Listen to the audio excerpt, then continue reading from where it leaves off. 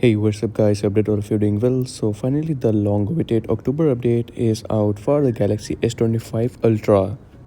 So today in this video I will show you guys that how you guys can update it. Simply go into the settings of your device, then tap on download and install. From here you will get to see the new update. The last update that I got was of September 1st 2025. Now after tapping on download and install, you will get to see that there's a new security patch update available. If you talk about what's new, so it includes some new security features and some device stability improvements.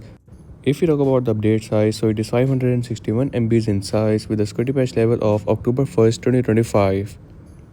So first of all, you will have to download this update. It is a 561 MBs in size.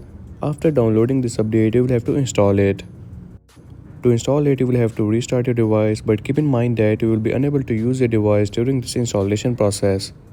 So make sure to install it when your device is completely free, as you will be unable to make calls or use your device completely.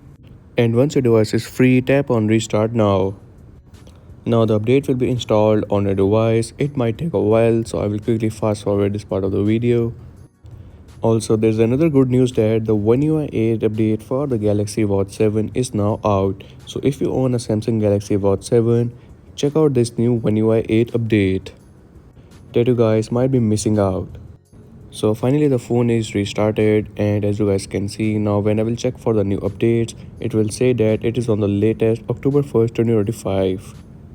So check out this update on your Galaxy S25 Ultra. Also let me know in the comment section that have you got the update on your device or not yet. Also do check out the Galaxy Watch 7 update, and if you're new on this channel, so make sure to like and subscribe.